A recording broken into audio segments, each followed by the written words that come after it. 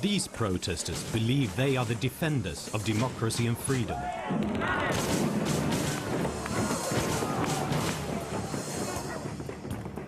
Over the past decade, millions have joined the anti-globalization movement to prevent the spread of global capitalism.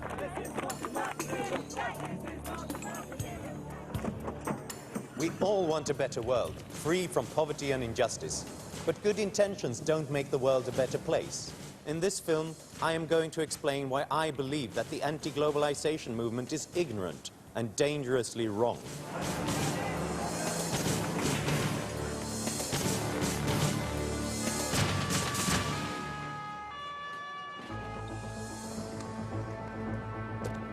The protesters claim that globalization creates poverty.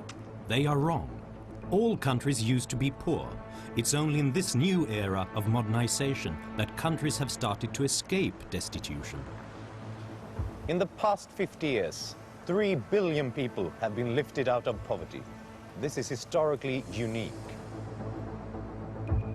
Far from making the world a poorer and more unfair place, my research as a writer has convinced me that global capitalism could make the whole world as wealthy and free as Europe is today, if only we let it. In fact, poverty is on the way out in those countries that have integrated into the global economy.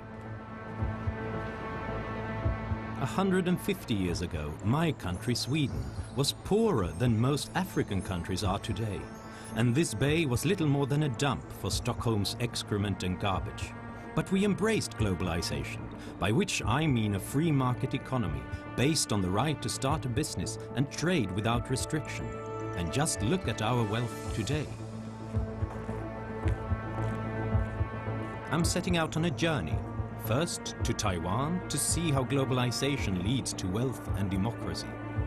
Second, to Vietnam to find out what multinationals are really doing to developing countries. And finally to Kenya to try and discover why Africa is still so desperately poor.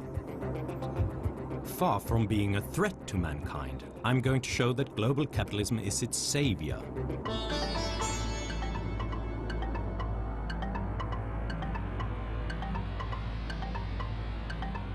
Taipei, capital of Taiwan.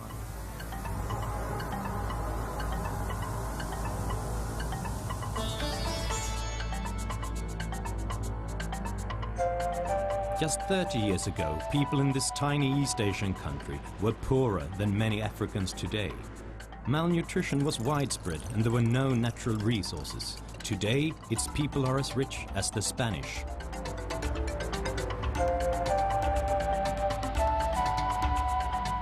Evidence of Taiwan's wealth is everywhere and rising.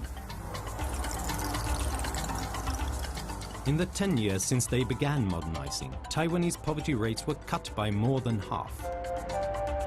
Today, absolute poverty is virtually non-existent here, and real wages are 10 times higher than they were 40 years ago. This miracle only happened because the country consciously embraced global capitalism. But before a country can do that, it must have capitalism at home. And the first step towards that is land reform. If people don't own their land, they have no incentive to make it profitable. In the 1950s, the Taiwanese government began buying land from the old elite and giving it to the population. Yields increased rapidly, and Taiwan was supplied with food, releasing manpower for industry. Once, this was a farmhouse surrounded by rice paddies. It's where Mr. Wang once lived, and he still comes here to play mahjong with his friends. Mr. Wang illustrates how Taiwan benefited from land reform. His parents were poor farmers until the government gave them the land in 1968. Once he owned the land, Mr. Wang's father thought it worthwhile to build a mill. Today, Mr. Wang is a millionaire. He turned his father's mill into a factory, making those cheap plastic toys for which Taiwan became known in the 60s. His journey from rural beginnings to industrial wealth reflects how Taiwan has developed.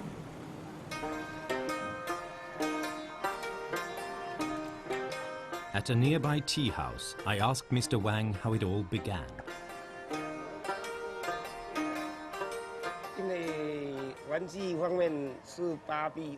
Toys, such as Barbie dolls, children's building bricks, sports gear like skateboards, stainless steel scissors with plastic handles. At the beginning, we were working 24 hours a day in shifts. The machinery in the past was more likely to cause accidents. You had to learn and absorb slowly.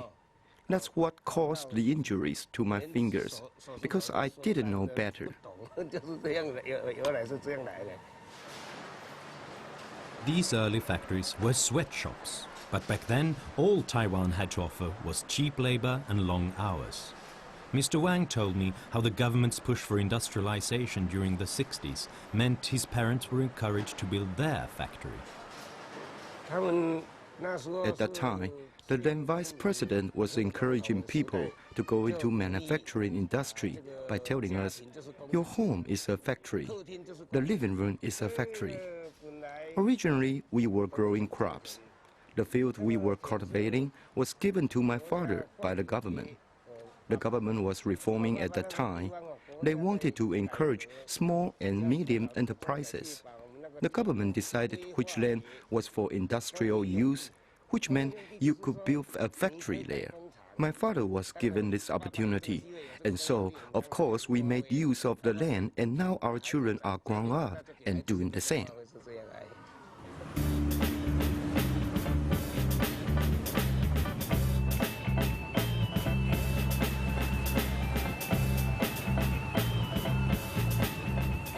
Mr. Wang's generation gave Taiwan sweatshops, churning out cheap goods for Western markets.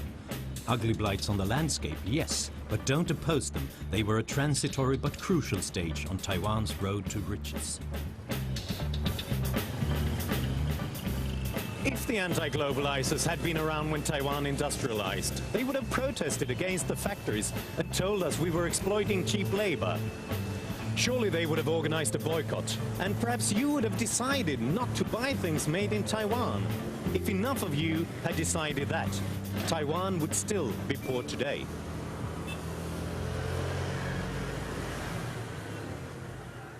As Mr. Wang and his generation became successful, more and more factories sprung up, which meant there was an increasing demand for labor. Once industrialization was well underway, competition for labor made wages rise, so only really competitive companies could survive. Companies like Acer flourished by responding to competition with innovation.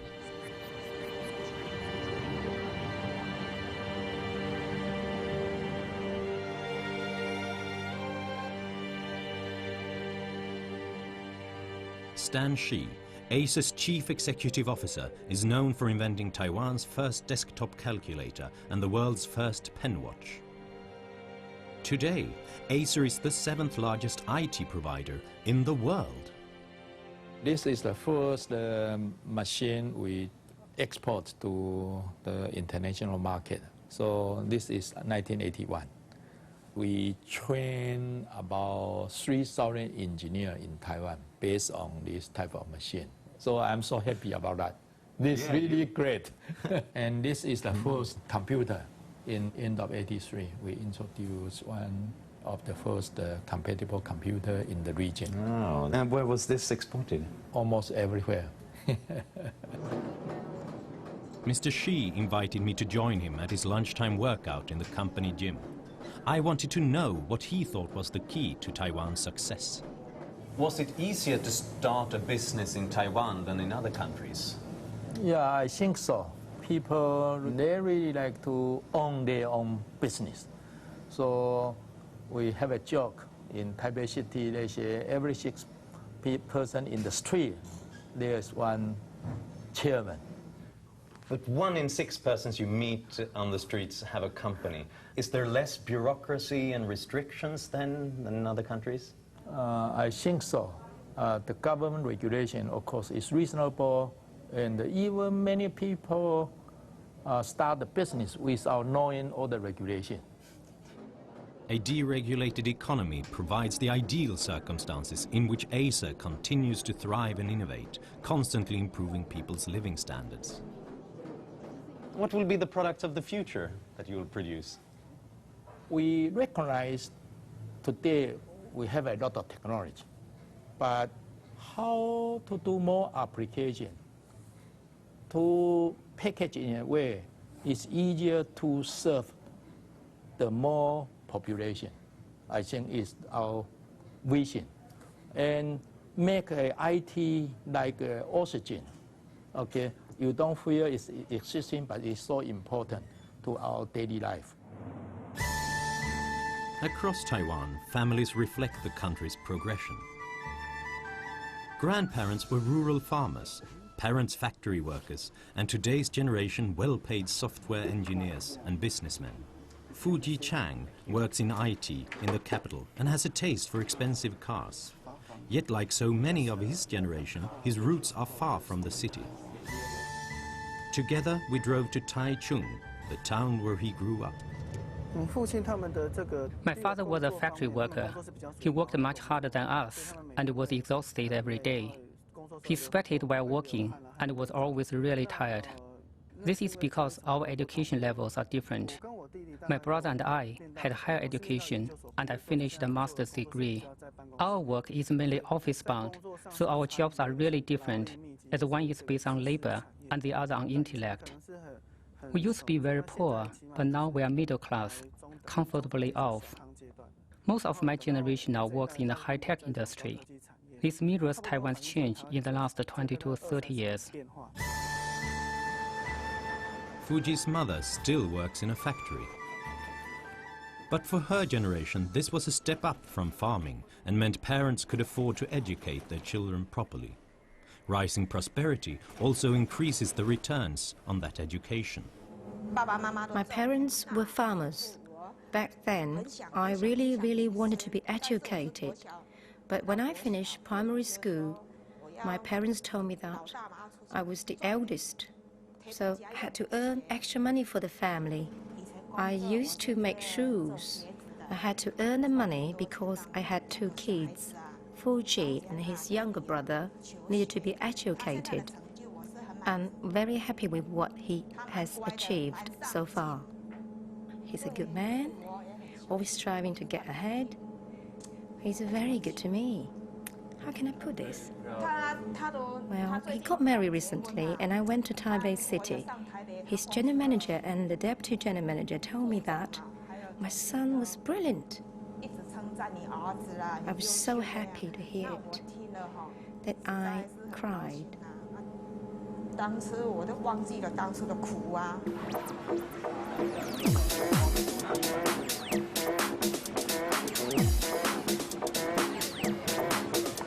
The previous generation made the paper boxes. The current one produces the goods and software to put in them. In contrast to African countries that tried to be self-sufficient and produce everything they needed at home, Taiwan specialized in those sectors where they could produce well and imported the rest. Because they were constantly exposed to foreign competition, companies had to be more productive and innovative in order to survive and grow.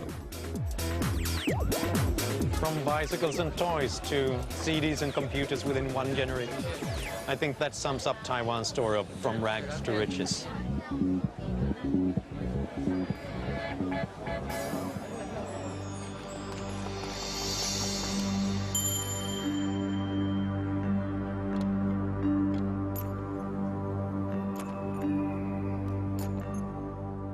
Globalization makes a country wealthy, and it's this wealth which breeds a middle class with a vested interest in economic freedom and democracy.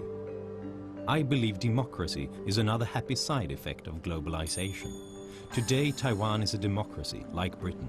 Just 40 years ago, Taiwan was a dictatorship under the iron rule of Chiang Kai-shek.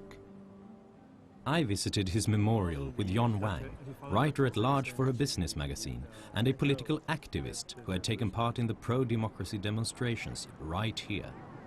After Chiang Kai-shek died in 1975, I think Taiwan has begun to go through a transformation. Because in the past, in the 60s and 70s, Taiwan relied very heavily on this labor-intensive industry. So in the 80s, we started to make computer parts, refrigerators, air conditioners, TV sets, things like that, more higher value added. The idea of a middle class started to become reality in the 80s. So together with the political movement, I think the middle class want to have more freedom, whether in their political rights or in their economic rights. So would you say that globalization and economic development played a decisive role in the shift to democracy? Yes, definitely. Globalization and the economic growth that springs from it are the rocks on which democracies are founded. It's no coincidence that the richest countries in the world, like America and European nations, are the most stable democracies. Critics of globalization claim that this process of democratization is really Americanization. But if people in other cultures want to drink Starbucks or eat at McDonald's, why shouldn't they? Too often, we want cultures to remain frozen and intact so we can treat their countries like exotic museums, which we visit for pleasure. But shouldn't they have the same rights as we do? Besides, it's not as if McDonald's is ever the only choice.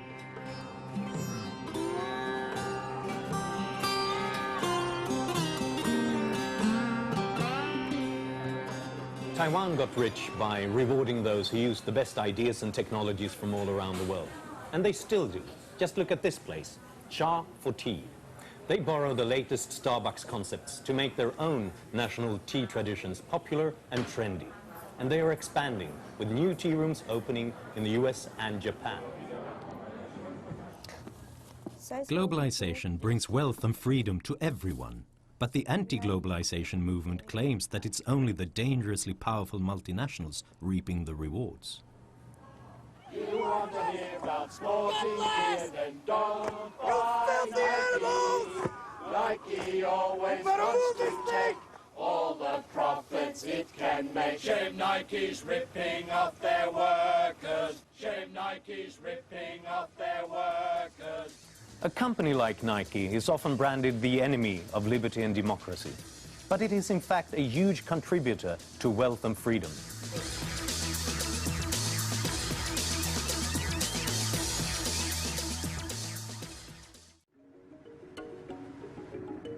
Vietnam, till recently one of the world's poorest nations.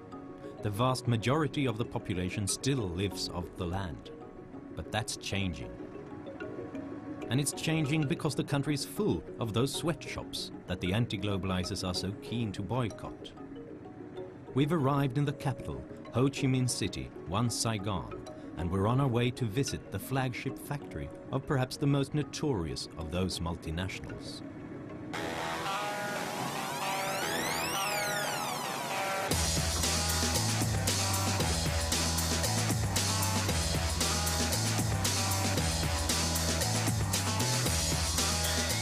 Say Nike to any anti-globalist, and they'll say sweatshop.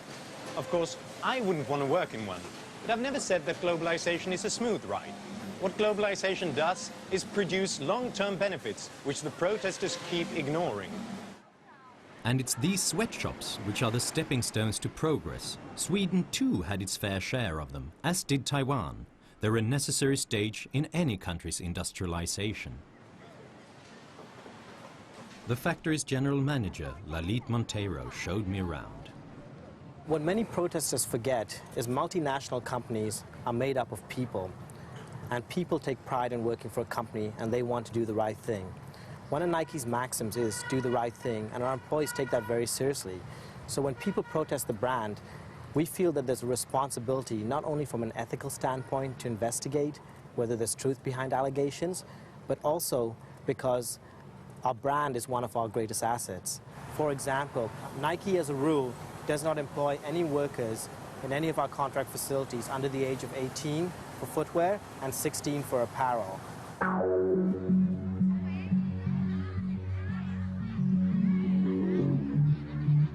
Vietnam outlawed child labor in 1988, But the economy was still weak, and parents relied on their children working in order to survive.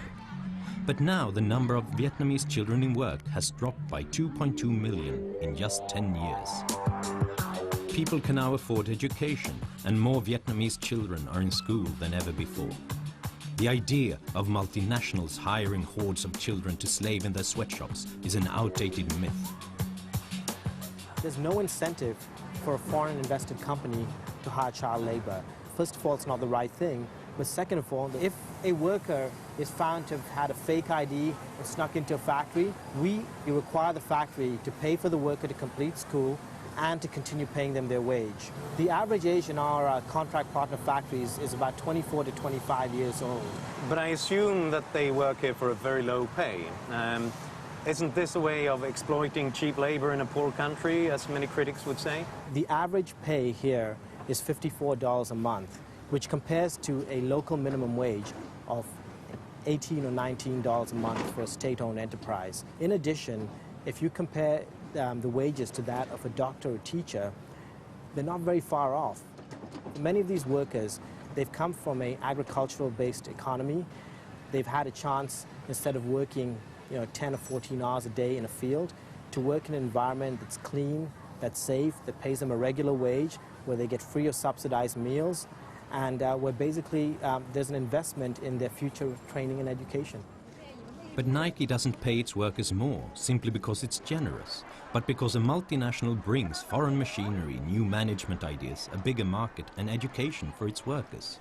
These assets are what make a multinational so productive and so able to pay higher wages. In the canteen, I talked to some of the workers during their lunch break. I was planning to go to Korea, so I had a break. After 2 years, I decided to come back to the factory because the company was good and produced good, high quality. The management was also very good, so I decided to stay. I was a taxi driver, but after a while, business wasn't good, so I decided to come back and work here. My wife works in the cutting department, and her salary is higher than mine. In fact, Sichi is paid 3 times more than her husband because she's risen to management level. Later, I visited Sichi at home.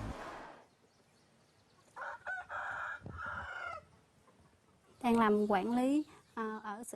am the manager of the cutting department, and my job is to supervise the cutting in order to meet our high quality standards in making shoes. And I manage workers and make sure they arrive at work on time. My life has really changed because I don't work on the farm anymore. Since I joined the company, my life has become much better. Before on the farm, perhaps $500,000 was the most I could earn a month.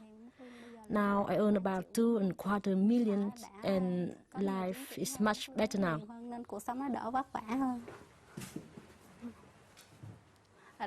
There's my bedroom. I've just bought the TV.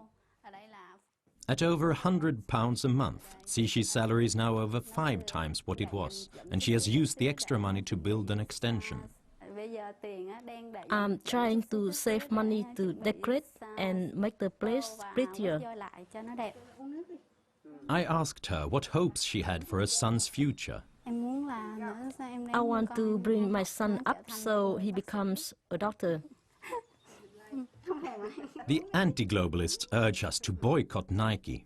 If enough of you do that, Sichi loses her job.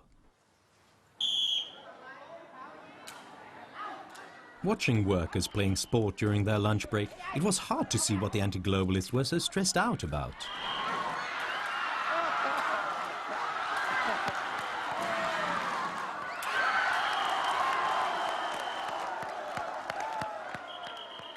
When I go out into the local community, I get asked 2 questions. One is, when are you going to expand so you can provide more jobs? And 2 is, can you provide my relative or friend a job in one of your factories? There's a very high demand for these jobs in Vietnam. And what we're seeing now is workers from other parts of the country starting to migrate down to the south, looking for jobs like this. I wasn't the only one touring the factory. While I was talking to Lalit, Mr. Kiet, the owner of a smaller local sweatshop, was also visiting. Doris Bungag, Customs Relations Manager, was showing him around. This is a mini park. We constructed it for our workers. This is not for reservation for the new expansion? No. That's really designed for our workers to stay and relax during their break. This is a part of our expressing our gratitude to our workers. One of the other things we've tried to do is really open up to outside visitors and have them make up their own minds about what we've been doing. Last year, Vietnam had over 1,000 external visitors to our contract factories. And these included college students, diplomats, non-governmental organizations, other businesses. So we have a whole plethora of people coming through all our factories, trying to understand what we do, trying to learn from us, and trying to understand the challenges we face as a global brand. So, Mr. Kip, this is our innovation class. Yes. It's off-the-job training for Vietnamese middle managers. Yes. And how long for one training course? One training course is 3 months. I see. Yeah, 3 months course. I see.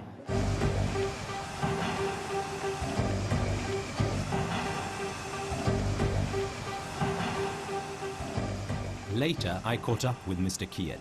His factory also makes shoes for export, and I was curious to know what he'd made of his visit to Nike. Before I visit some foreign factory, especially Nike, we have a question.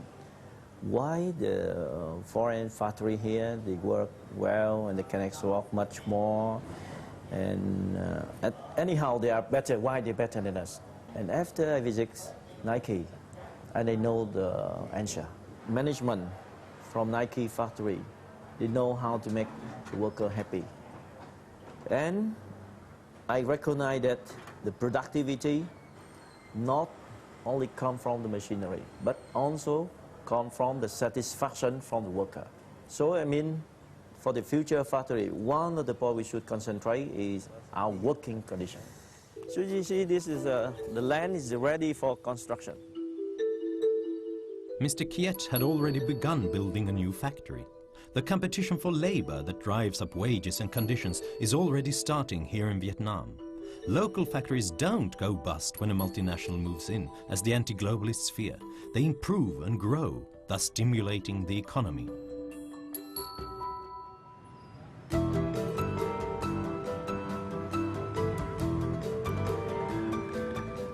And Nike benefits the community in other ways. Just a couple of years ago, the road outside the Nike factory was empty.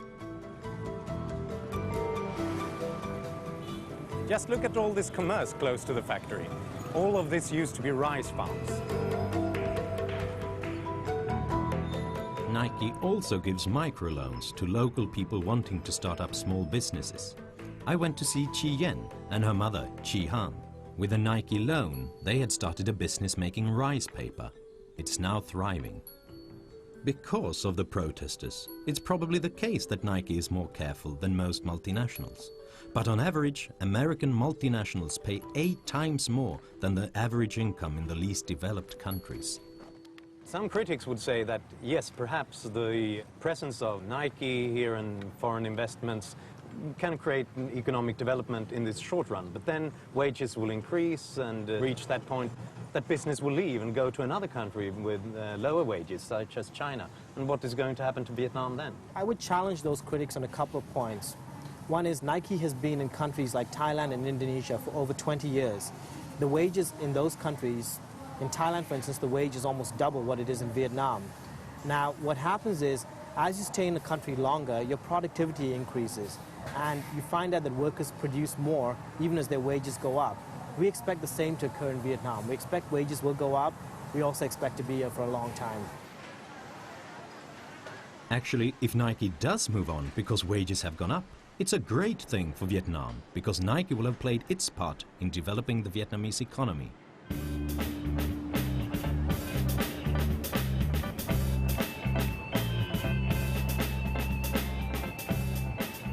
The anti-globalists have scary visions of vast multinationals ruling the world regardless of what people think or want. But big is beautiful. What we have to fear is not size, but monopoly. What's happened in the age of globalization is that multinationals have got less powerful because free trade has meant they can no longer be in cahoots with the government. They have to be exposed to competition. Today, the consumers control the corporations.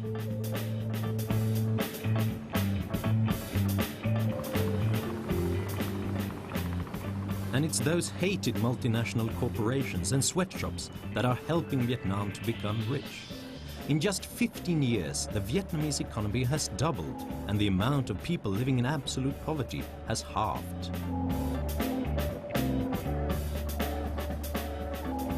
In fact, poverty thrives in precisely those countries that fail to embrace globalization. Kenya, East Africa. Just 50 years ago, Taiwan was as poor as Kenya, but the Taiwanese are now 20 times richer, whereas 1 in 3 people here still lives in absolute poverty. People here are poor because Kenya closed its doors to globalization. More than half of the Kenyan population works on the land. Most farmers are still poor because the Kenyan government has never given them property rights.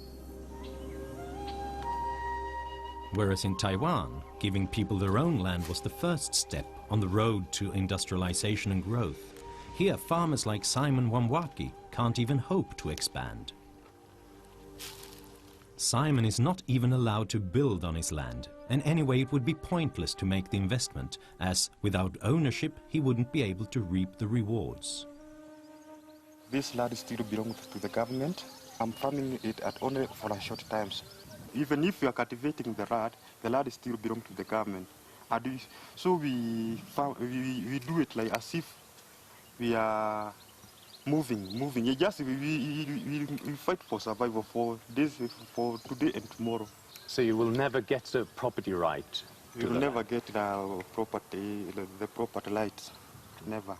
How do you think agriculture would change in Kenya if all of you got property rights? If we are allowed to do so, Kenya will be a very bright, very prosperous country.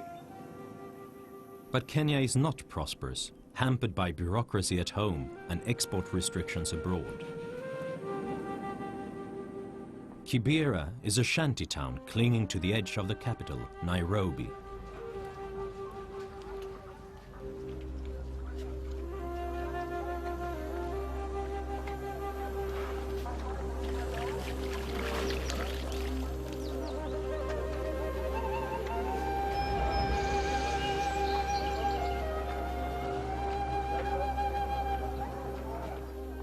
Here, nearly 1 million people are crammed together without running water, sanitation or electricity. There are plenty of entrepreneurs here, but for all their hard work, people are poor. So why can't their businesses thrive? Yet again, it's about land. No one owns their plot. What do you think would change in your life if you had a property right to this shop and to land? If I can get capital, enough capital, and start a business like the other one, I can make it. Could you get help from You can't get help from nowhere. It will be a problem. If you don't own your land, you can't expand or secure a loan. On top of that, traders here have to buy a license. According to the World Bank, it takes 11 procedures, 68 days and half a year's income to get one. It's no wonder that half of all Kenyans work on the black market. What the people here demonstrate is that Kenya can't grow. Given the barriers they face, none of them can build their businesses, so capitalism can't take root. If you have no money, the government won't give you a license. You have to give them money and then they give you a license. But the money is needed to build things like a roof over my head and other things. Everything depends on money. If I obtained a license, I could build, I could buy boxes. Do you see this dust? If I had boxes, I could sell samosas from now till night. You can't get money to start a business like this if you have no means.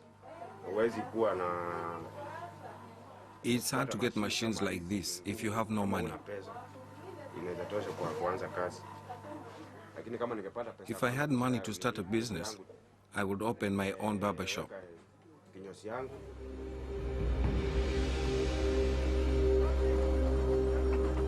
Is the problem here lack of access to clean water? No. Is it starvation? No. Is it laziness? Definitely not.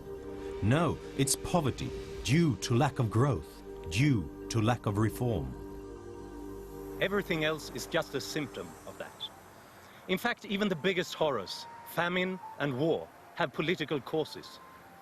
No democracy has ever been afflicted by a famine, and no two democracies have ever made war on each other. Africa has been subjected by socialism, gangster rule and protectionism. Africa has not been too globalized, it has been too marginalized.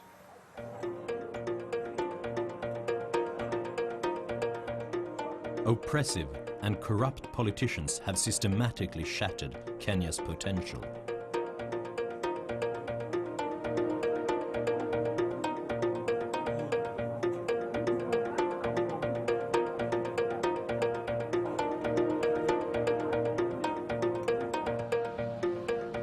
But there are signs of change. In December 2002, a new president was elected, ousting the notoriously corrupt regime of President Daniel Arap Moi. The new government is breeding new hope, and the mood in the country is buoyant.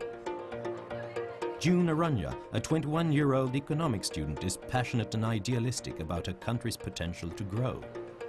The kind of Kenya I'd like to see is a Kenya where people's ideas could be turned into reality, where ideas would be given the opportunity to compete, so that all the talent we'd have doesn't go to the grave.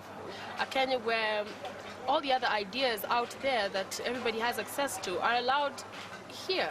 A Kenya where if you're Bill Gates and Windows is in your mind, you can become a billionaire.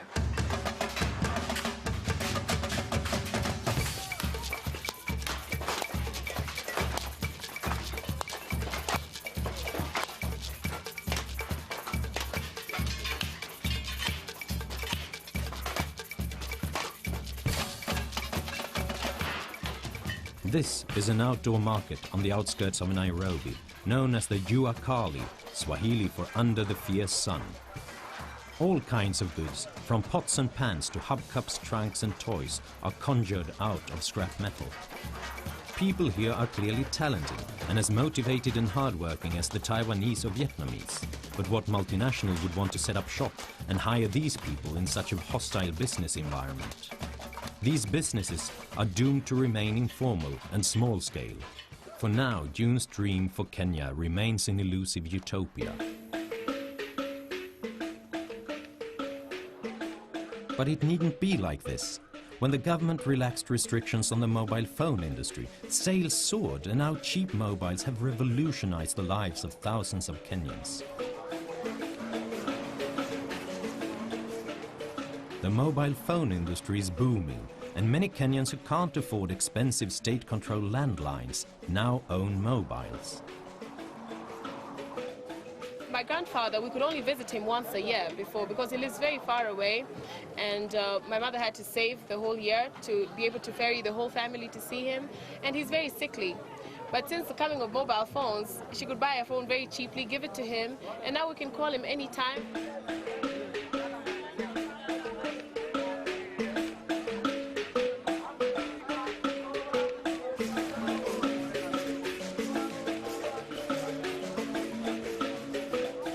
June took me to a vast second-hand clothes market in Nairobi. People here sell cheap clothes imported in bulk from abroad. Like the mobile phone industry, its exposure to globalization has made this market a massive success. We could overnight not tell the difference on the street between a rich person and a poor person because it was so obvious before. When I grew up, people had mostly 4 outfits: their Sunday best, which they would wear to church, their school uniform, and then 2 other outfits that they would wear at home. But since the coming of these clothes, you know, I can change my clothes as many times as I want, get them in the different colors I want. Stephen is typical of a stallholder who has profited from this booming new market. The second-hand clothes business has helped me a lot. If I hadn't had this business, I wouldn't have had any other way of earning because I have no education. So it's helped me a lot to have a good life for me and my family with our 4 children. We've been able to build a fine house and I have a life that suits me. If it weren't for this, I'd probably be a laborer. A few years ago, the government introduced a tax on the clothes, and recently they have raised that tax considerably. So import duties are yet again keeping globalization at bay and threatening one of Kenya's few success stories. He said that if this industry was closed, he knows for sure there'll be lots of children walking naked. He says he knows many women who have up to 10 children, and these are the only clothes they've ever worn.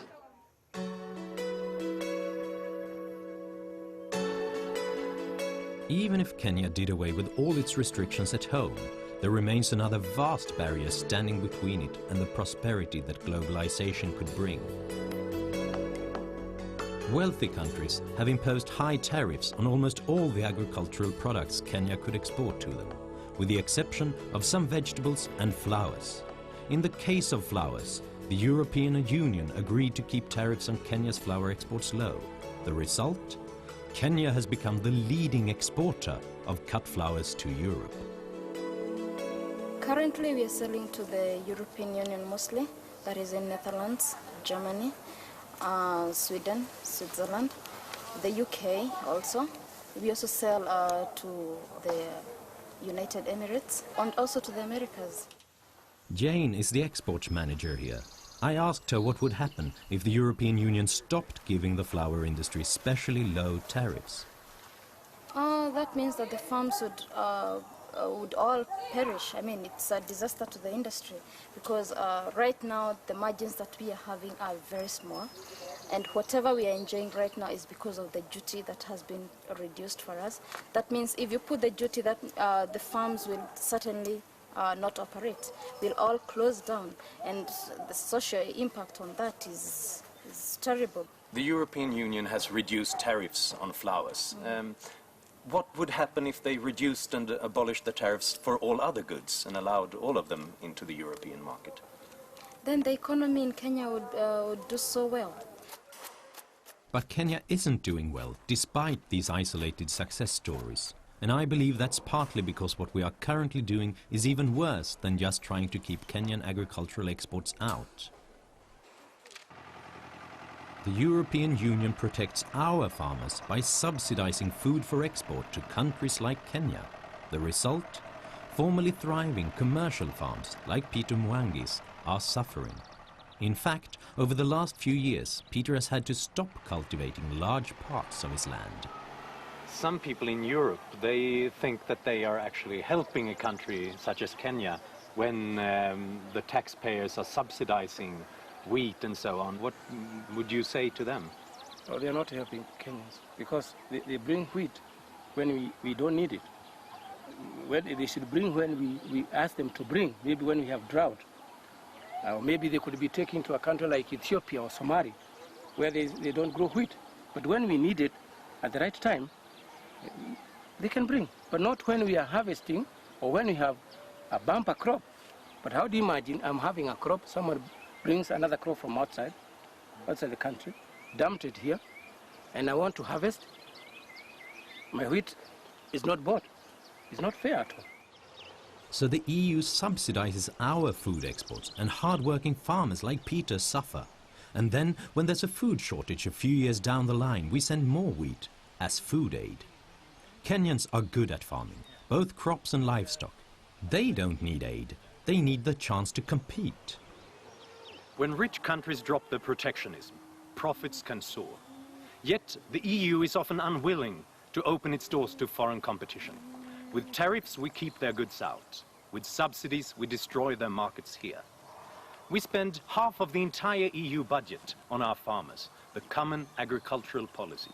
We spend so much on farming that each of our 20 million cows could fly around the world once every year. How can Kenyan dairy or beef farmers possibly compete with that?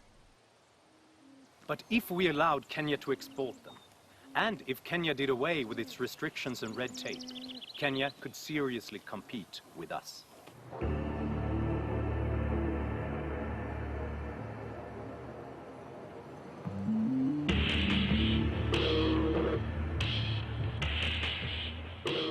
It's not that we in the West are trying to trick poor countries into global capitalism. The problem is we are shutting them out from it.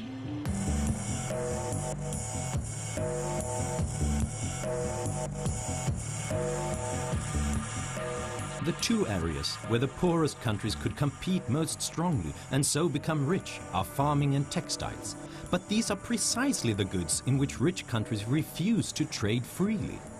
The European Union, for example, has 10,794 tariffs, quotas and subsidies to protect our farmers and manufacturers.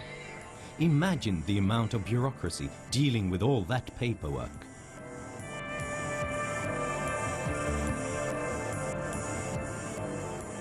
Once upon a time, we escaped poverty because we globalized. We produced and traded freely. Now that we are rich, we are withholding those same opportunities from poor countries. If we dropped our subsidies and tariffs, we could massively reduce poverty in Africa. The United Nations has calculated that if we did this, developing countries could make as much as £450 billion a year from exports. That's 14 times more than they receive in aid today. Our world isn't at all too globalized. In fact, it has far too little globalization. Wherever the doors have been opened, we have seen amazing results.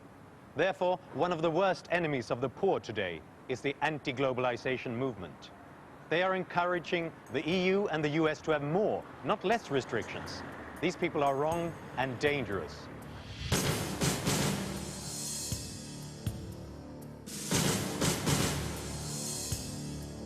At the present time, the world's wealthiest countries are trying to agree to reduce protectionism.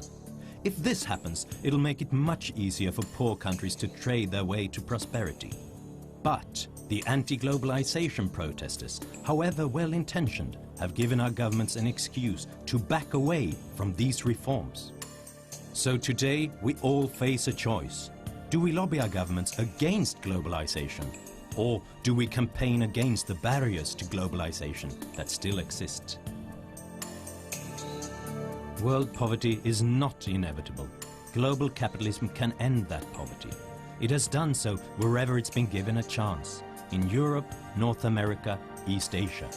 The issue at stake in the globalization debate is whether the world's excluded are going to get that same chance.